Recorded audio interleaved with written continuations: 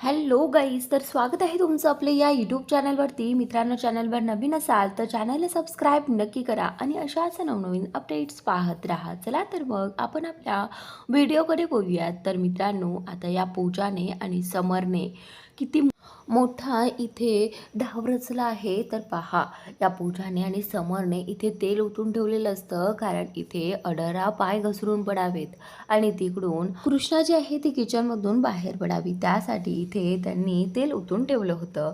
तर त्याच नंतर आता इकडे हे जे समर आणि पूजा आहे ते बोलतात की चला आता आपलं काम होईल. जेव्हा अढळराव इथे पडतील तेव्हा ते ओरडतील आणि त्याच नंतर कृष्णा त्या किचनच्या बाहेर येईल. तर आता इथे अढळराव जेव्हा रूमच्या बाहेर येतात आणि ते चालायला जातात तेव्हा त्यांनी हे खाली पाहिलेलं नसतं. तर तेही पूजा आणि समरच्या प्लॅननुसार इथे घसरून पडतात आणि त्यावेळी ते मोठ्याने ओरडतात. तर मोठ्याने ओरडल्यानंतर सगळेजण तिथे हजर होतात. तर त्याचनंतर आता इथे बाळजाबाई जी आहे ती येते. बाळजाबाई त्यांना विचारू लागते की तुम्ही ठीक आहात का? तुम्हाला काही त्रास तर होत नाही ना? जर होत असेल तर आपण हॉस्पिटलला जाऊयात, असं देखील ते म्हणत असते. पण आता अढळराव जे आहेत ते बाळजाबाईला म्हणत असतात की अहो, मी काय छोटा मुलगा आहे का?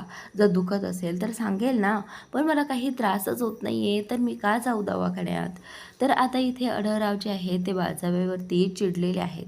तर त्यानंतर आता इथे बाळजाबाई जी आहे ती मैनावतीवरती चिडलेली असते, कारण मैनावतीला एक छोटंसं काम तिने दिलं होतं. फक्त दिव्यामध्ये तेल घालायचं काम तिने दिलं होतं, पण हिने दिव्यामध्ये तेल न घालता इथेच तेल सांडलं. तर आता इथे मैनावतीला बाळजाबाई खूप काही बोलत असते. मैनावती म्हणत असते की नाही, माझ्याकडनं हे झालंच नाही आहे, माझ्याकडनं हे तेल सांडलंच नाही आहे. तर त्यावेळी आता तिला कळत नसतं की हे तेल सांडलं कसं. पण आता बाळजाबाई म्हणत असते, चूक केली तर ती मान्यही करायची नसते कधी तुला. तर त्याचनंतर अढळराव जे आहे ते बोलतात की बाळजाबाई, मी म्हटलं ना, मी सांगितलं ना मी ठीक आहे, मग कशापायी त्यांना भांडताय? तर त्यावेळी आता इथे बाळजाबाई जी आहे ती गप्प होते आणि त्यानंतर सगळेजण तिथे उभे राहतात. तर आता दुष्यंत जो आहे तो बोलतो की चला आता आबा, तुम्ही ना एक काम करा, तुम्ही आता आराम करा, असं म्हणत आता इथे तो बोलतो की हो ठीक आहे. तर इकडे समर आणि पूजा त्या सगळ्यांकडे पाहत असतात आणि त्याचनंतर मैनावती हाच विचार करत असते की जर हे तेल माझ्याकडनं सांडलं नाही आहे, मग हे तेल सांडलंच कुणाकडनं? कारण तिच्याकडनं खरंच ते सांडलेलं नसतं. तर आता त्यानंतर इथे बाळजाबाई म्हणत असते की खरंच हे तेल या मैनावतीकडनं सांडलं नसेल का? मग कोणाकडनं सांडलं असेल? हा विचार आता तिच्या डोक्यात चाललेला असतो.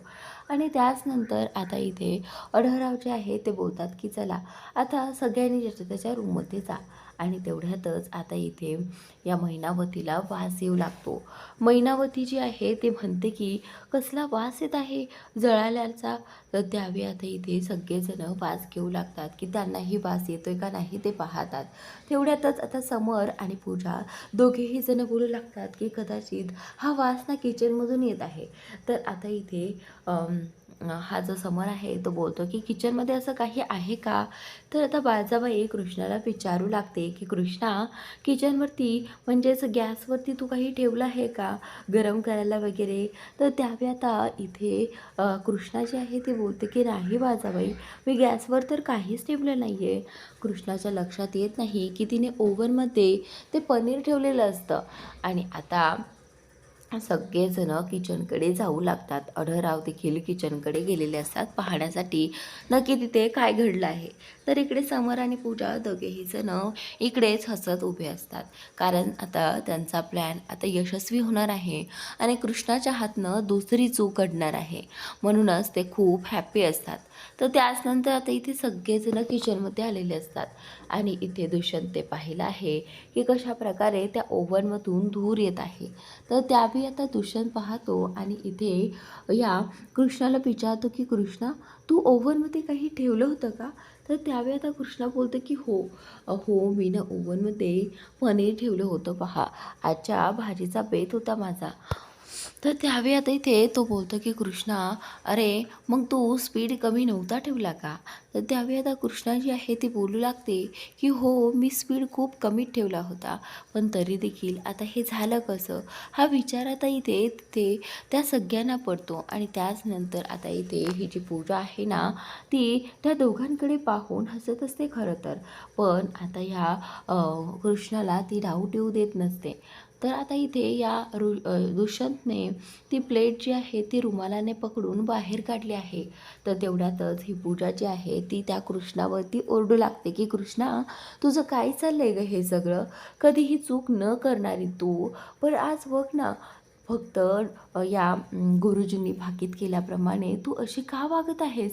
तू सतत लक्ष का देत नाही आहेस? हे बघ, तू जर आत्ता लक्ष देऊन गेली असतीस तर कदाचित हे पनीरही वाचलं असतंच आणि तुझी दुसरी चूकही वाचली असती. पण नाही, तुला ना हल्ली लक्षच द्यायचं नाही आहे कशात. तर त्यावेळी आता इथे कृष्णा जी आहे ती सगळ्यांसमोर शांत बसलेली आहे. दुष्यंत जो आहे तो बोलतो की हे पहा, एवढं काही झालेलं नाही आहे, फक्त त्यामधनं ते जळालं आहे, बस एवढंच ना. मग एवढं काय त्यात? तर त्यावेळी आता इथे मैनावती जी आहे ती बोलू लागते की दुष्यंत, एवढं काय त्यात? म्हणजे तुला कळतंय का, इथे आपल्या जीवावरती बेतत आहे. म्हणजे कृष्णाच्या हातनं दुसरी चूक घडली आहे आणि जर तिच्या हातनं आणखीन अशाच 3 चुका घडल्या तर आपल्यापैकी कुणीतरी एकाचा मृत्यू होणार आहे. हे तुला कळत कसं नाही आहे गुरुजींच्या भाकितानुसार? तर त्यावेळी आता दुष्यंत जो आहे तो बोलतो की माझा ना यावरती विश्वास नाही आहे, त्यामुळे हे गुरुजी वगैरे सगळं काही हटवा इथनं, असं आता दुष्यंत इथे म्हणत असतात. तर त्यानंतर आता इथे थोड्याच वेळाने सगळेजण आपल्या आपल्या रूममध्ये जातात. आणि त्याचनंतर आता इकडे हा दुष्यंत इथे या कृष्णाला सांगू लागतो की कृष्ण, हे बघ, एवढं काही झालेलं नाही आहे, तू एवढं टेन्शन घेऊ नकोस.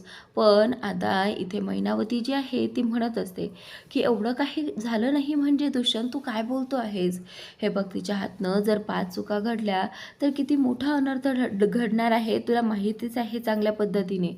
तरी देखील दुष्यंत म्हणत असतो की माझा या सगळ्यावरती विश्वास नाही आहे. तर आता ही मैनावती जी आहे ती ओरडून ओरडून म्हणत असते की हिच्याकडनं आता 2 चुका झाल्या आहेत, आता आणखीन काही चुका झाल्यानंतर कुणाचा तरी जीव जाईल, असं म्हणत आता तिने खूप टेन्शन घेतलेलं आहे. तर त्यावेळी आता बाळजाबाई जी आहे ती बोलतं की हे बघ मैनावती, तू तुझं तोंड बंद ठेव, गप्प राहा जरा. तर त्यावेळी आता मैनावती जी आहे ती तिचं तोंड बंद करते. आणि त्याचनंतर आता बाळजाबाई देखील या गोष्टीचा विचार करू लागतात की खरंच कृष्णाकडून ही चूक घडली आहे का? तर आता त्यांचा विचार चालू झालेला असतो. आणि त्याचनंतर इकडे कृष्णा एकटी येऊन बसलेली असते बाहेर. आणि आता कृष्णा अशी टेन्शनमध्ये बसलेली आहे ते पाहून दुष्यंतला वाईट वाटतं. कारण आता घरी जे काही झालं होतं त्या सगळ्यावरून कृष्णाला वाईट तर वाटणारच ना, असंही त्याला वाटत असतं. तर त्यानंतर आता कृष्णा जेव्हा एकटी बसली होती त्याच वेळी दुष्यंत जो आहे तो तिथे आलेला आहे. आणि दुष्यंत जो आहे तो तिला म्हणत असतो की काय, कोणीतरी खूप विचारामध्ये हरून गेला आहे. तर त्यावेळी आता इथे तो सांगू लागतो की कृष्ण, हे बघ, तू आता जास्त विचार करून चालणार नाही आहेस, कारण मला माहिती आहे की ही चूक नव्हतीच. आणि तसंही ही जरी चूक असली तरीही माझा त्याच्यावरती अजिबात विश्वास नाही आहे कृष्णा. त्यामुळे मला असं वाटत नाही की गुरुजींनी जे काही भाकीत केलं होतं ते सगळं काही खरंच ठरेल.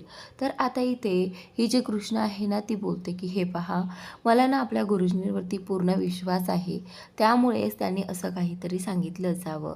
तर आता इथे हा जो दुष्यंत आहे तो बोलतो की ठीक आहे, तुझा विश्वास आहे ना, मग तू एक काम कर, तू रोज आता एवढी काळजी घे ना की कुठलीही चूक झालीच नाही पाहिजे, असं आता इथे हा दुष्यंत तिला सांगत असतो.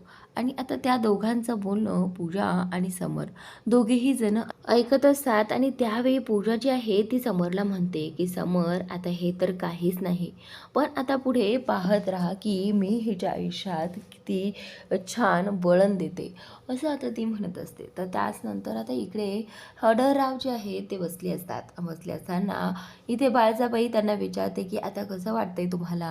तुम्ही ठीक तर आहात ना?" तर त्यावेळी आता इथे आढळराव जे आहे ते बोलतात, की "हो, हो, मी अगदी ठीक आहे. थोडासा हात दुखतोय, बाकी काही नाही." तर आता बाळजाबाई जी आहे ती बोलते, की "मी तुम्हाला म्हटलं होतं, तुम्ही एकदा डॉक्टरांकडे जाऊन या, पण नाही, तुम्ही तुमचंच खरं करता." तर त्यावेळी आता आढळराव जे आहे ते बोलतात, की "बाळजाबाई, मला ना तुमच्याशी एक महत्त्वाची गोष्ट बोलायची होती." तर त्यावेळी आता बाळजाबाई जी आहे ती बोलते, की "हो, बोला ना. असं काय बोलायचं आणि तेही अगदी महत्त्वाचं?" तर त्यावेळी आता इथे बाळजाबाई म्हणते, की "बोला ना." तर त्यावेळी आता आढळराव जे आहे ते बोलतात, की "बाळजाबाई, मला कळत नाही, की मी कसं म्हणू, कारण तुम्हाला वाईट वाटेल याचा मला विचार पडतो." तर त्यावेळी आता बाळजाबाई बोलते, की "नाही, नाही, मला कुठल्याही गोष्टीचं वाईट नाही वाटणार. तुम्ही एकदा सांगा तर." तर त्यावेळी आढळराव जे आहे ते बोलतात, की "बाळजाबाई, कुठेतरी मला आता असं वाटायला लागलं आहे, की तुम्ही आता बदलत चालला आहात. तुमच्यामध्ये एक चांगला बदल घडतो आहे." तर त्यावेळी आता बाळजाबाई जी आहे ती बोलते, की "हो, म्हणजे तुम्हाला माझ्यातला बदल घडून येताना दिसतो आहे?" तर आता हे पाहून बाळजाबाईंनाही आनंद होतो. बाळजाबाई जी आहे ती बोलते, की "हो, मी अगदी आता चांगलं बनण्याचा प्रयत्न करते आहे. पण माझ्या हातनं दुसरं काही होऊ नये याचाही मला विचार येत असतो."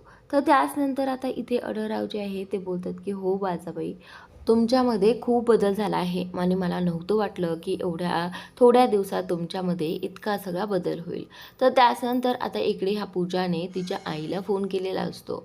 तर तिच्या आईला फोनवरती सांगत असते, की आज तिने कृष्णाच्या आनंदात कसं विरजण घातलं आहे हे ती तिच्या आईला सांगत असते. तर त्यावेळी आता ती सांगू लागते, की "आई, आता ना कृष्णाच्या हातनं 2 चुका घडल्या आहेत आणि गुरुजींनी भाकीत केलं आहे, की तिच्या हातनं 5 चुका झाल्यानंतर आता घरातल्या कोणाचा तरी जीव जाणार आहे आणि असं भाकीत केल्यामुळे घरातले सगळेजण टेन्शनमध्ये आहेत." असं आता इथे तिच्या आईला ती सांगत असते. आणि त्यानंतर आता इथे ती बोलते, की "आणि तुला माहिती आहे का, तिच्या हातनं 2 चुका तर अशाच घडल्या आहेत आणि त्या मी घडवून आणल्या आहेत." तर आता इथे ही आई जी आहे ती बोलते, की "शाब्बास, शाब्बास पूजे शाब्बास. असंच काहीतरी करत राहा. कधीही त्या कृष्णाला आनंदी राहूच देऊ नको, कारण तिच्यामुळे आज आपल्या आयुष्यात किती काय काय घडतं आहे, तर तुला माहीतच आहे." तर आता तिची आई जी आहे ती सगळं काही पहिलं पूजाला आठवण करून देते, की तिच्यामुळे किती काय काय आपल्याला सोसावं लागलं आहे. तर त्यावेळी आता पूजा जी आहे ती बोलते, की "हो आई, ते सगळं मला चांगलंच माहिती आहे. त्यामुळे आता तू काळजीच करू नको. सगळं काही मी व्यवस्थित हाताळते आणि तिच्या हातनं अशा 5 चुका घडवते ना आणि त्यानंतर पाहूयात या कृष्णाची मज्जा." आज तर मी एवढा छान प्लॅन केला होता आणि तो प्लॅन माझा सक्सेस झाला. त्यातच मला खूप आनंद मिळतो आहे. तर त्यावेळी आता इकडे तिची आई देखील हे सगळं ऐकून हसत असते. तिला हे खूप असं भारी वाटत असतं, की तिच्या पूजाने किती मोठा पराक्रम केला आहे तिच्या अम, कृष्णाच्या आयुष्यामध्ये. म्हणूनच ती खूप हॅप्पी आहे. तर त्यानंतर आता इकडे कृष्ण आणि दुष्यंत दोघेही जण बसलेले असतात. खरं तर कृष्णा त्याच गोष्टीच्या विचारात असते, की माझ्यामुळे आता कोणाच्या जीवाशी खेळू नये, बस एवढंच कृष्णाला वाटत असतं. तर त्यावेळी आता ते कृष्णा दुष्यंतला म्हणत असते, की "अहो, मला एक कळत नाही, की मी त्या ओव्हनचा स्पीड जो आहे तो तुम्ही सांगितल्याप्रमाणे कमीच ठेवला होता, पण मला कळत नाही, की मी इकडे आल्यानंतर त्याचा स्पीड अचानक कसा काय वाढला आणि ते जळूनच गेलं." तर आता दुष्यंत बोलतो, की "हे बघ कृष्णा, तू अगदी लक्षपूर्वक ते सगळं केलं होतं का? ज्या प्रकारे मी तुला सांगितलं होतं, की टेम्परेचर कसं ठेवायचं आणि किती ठेवायचं." तर त्यावेळी आता कृष्णा जी आहे ती दुष्यंतला म्हणत असते, की "हो, मी तुम्ही सांगितल्याप्रमाणे सगळं काही केलं होतं आणि मला तरीही कळत नाही, की ही चूक माझ्या हातनं घडलीच कशी? हे पहा, मी तुम्हाला सगळं सविस्तर सांगते. मी अगोदर ओव्हनमध्ये ती प्लेट ठेवली आणि त्याचं टेम्परेचर सेट केलं आणि टेम्परेचर खूप कमी ठेवलं होतं आणि तेवढ्यातच मला तुमचा आवाज आला. तुमचा आवाज आल्यानंतर मी तशीच वरती धावत पळत आले आणि मग माझ्या लक्षात न गेलं, की मी ते काढायला हवं होतं." तर त्यावेळी आता दुष्यंत जो आहे तो बोलतो, की "हो ठीक आहे ना, हे बघ होत असते अशी चूक, पण तू एवढी काळजी करू नकोस ना. आणि तसंही तुला माहितीच आहे, की माझा या सगळ्यावरती अजिबात विश्वास नाही आहे. त्यामुळे तू अशी काळजी करत बसणं मला अजिबात आवडणार नाही." पण आता इथे ही जी कृष्णा आहे ना ती बोलते, हे पहा माझा गुरुजींवरती आपला पूर्ण विश्वास आहे. गुरुजी कधीही खोटं बोलत नाहीत. गुरुजींचं भाकीत जे आहे ते कधीही खरं ठरतं. गुरुजींचं बोलणं जे आहे तेही कधी खरं ठरतं. म्हणून मला कुठेतरी काळजी वाटत आहे. पण मी एवढी काळजी घेत असताना माझ्या हातनं चुका घडतायत कशा हेच मला कळत नाही, असं कृष्णा दुष्यंतला म्हणत असते.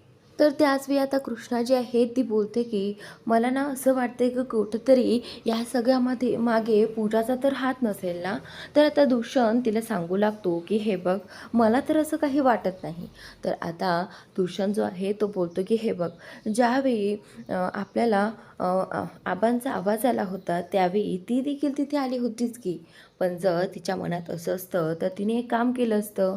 तू जेव्हा किचनमध्ये होतीस त्याचवेळी तिने तुला तिथून बाहेर काढण्याचा प्रयत्न केला असता आणि तिथे असं काही घडण्याचा तिचा प्लॅन झाला असता.